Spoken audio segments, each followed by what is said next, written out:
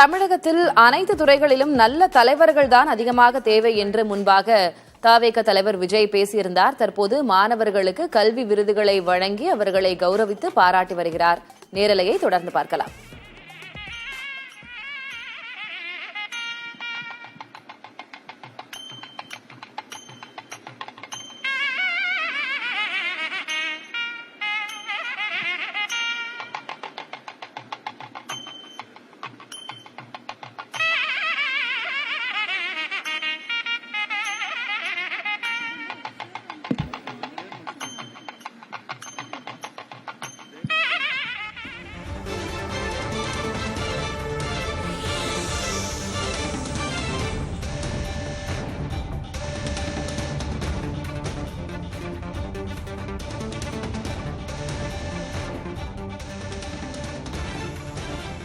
கல்வி விருது வழங்கும் விழாவில் தவேக தலைவர் விஜய் பேசியவற்றை பார்க்கிறோம். அவர் பேசியவற்றில் முக்கியமான விடயம் என்ன அவர் மாணவர்களுக்கு தெரிவித்தார் என்று பார்க்கிறோம். தமிழ்நாட்டிற்கு நல்ல தலைவர்கள் தான் அதிகமாக தேவை, அரசியலில் மட்டுமல்ல அனைத்து துறைகளிலும் நல்ல தலைவர்கள் தேவை இருக்கிறார்கள் என்று பேசியிருக்கிறார். நன்கு படித்தவர்கள் அரசியலுக்கு வர வேண்டும், தலைவர்களாக வர வேண்டும் என்று தமிழக வெற்றி கழக தலைவர் விஜய் பேசியிருந்தார்.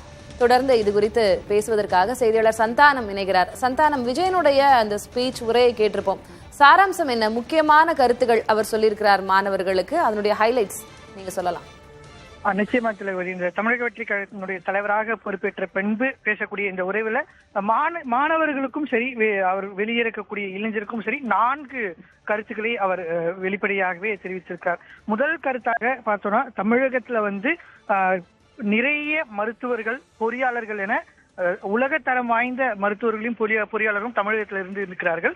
இருப்பினும் அவர்களுடைய துறைகள்ல தலைவர்களாக பலர் இல்லை அப்படின்னு, அரசியல் மட்டும் இல்லாம எல்லா துறைகளிலும் படித்தவர்கள் அந்தந்த துறைகள்ல செல்லும் போது நல்ல தலைவர்களாக உருவாக வேண்டும் என்பதை வலியுறுத்துகிறார். இரண்டாவதாக பார்த்தோம்னா தமிழ் அரசியல் என்பது ஒரு கரியர் ஆப்ஷனாக ஏன் இருக்கக்கூடாது அப்படின்ற கேள்வியோ இளைஞர்கள் முன்னிலையில வைக்கிறாரு. தன்னுடைய விருப்பமாக அரசியல் என்பது ஒரு கரியர் ஆப்ஷனாக இருக்க வேண்டும் அப்படின்னு தான் பார்ப்பதாகவும் இந்த இரண்டாவது கருத்தையும் தெரிவிக்கிறார். மூன்றாவது கருத்தாக, சமூக வலைதளங்கள்ல தற்போது நல்லவர்களை கெட்டவர்களாகவும் கெட்டவர்களை நல்லவர்களாகவும் உருவாக்கக்கூடிய பணி என்பது நடைபெற்று வருகிறது. எனவே இளைஞர்கள், அதே மாணவர்கள் தினம்தோறும் அரசியல்ல மறைமுகமாக ஈடுபட முடியும். தினம்தோறும் செய்தித்தாள்கள்ல படிங்க. அந்த செய்தித்தாள்கள்ல ஒரு செய்தித்தாளும் இன்னொரு செய்தித்தாளும் ஒரே செய்தியை எப்படி அணுகுகிறார்கள் என்பதை மாணவர்கள் மறைமுக அரசியலில் ஈடுபடும் போது இப்படி ஈடுபட்டால் மறைமுகமாக அரசியலில் ஈடுபடலாம். ஒவ்வொரு செய்திக்கும் இன்று செய்தி வேறாகவும் கருத்து வேறாகவும் இருப்பதை நம்மால் பார்க்க முடிகிறது. அதனை நீங்கள் உணர்ந்து கொண்டால் ஒரு சில பொய் பிரச்சாரம் செய்யக்கூடிய கட்சிகளை உங்களால் கண்டறிய முடியும் அப்படின்றதையும் சொல்றாரு.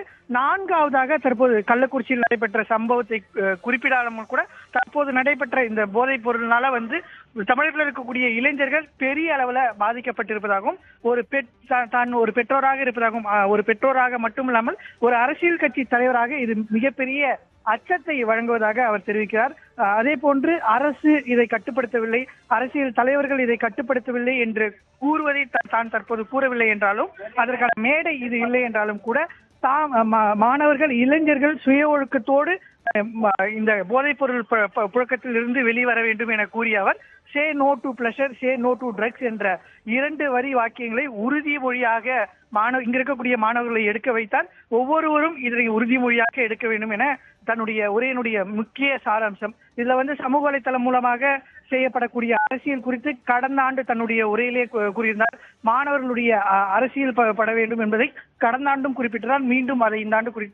மீண்டும் இந்த ஆண்டு தன்னுடைய உரையிலும் அது ஒரு முக்கிய கருத்தாக அவர் தெரிவித்திருக்கிறார். திலகவதி, கடந்த ஆண்டு விஜய் இந்த கல்வி விருது வழங்கும் விழாவில் பங்கேற்கும் போது அவர் அரசியல் கட்சியை தொடங்கி இருக்கவில்லை. அவர் அப்போது நடிகர் விஜயாக இருந்திருந்தார்.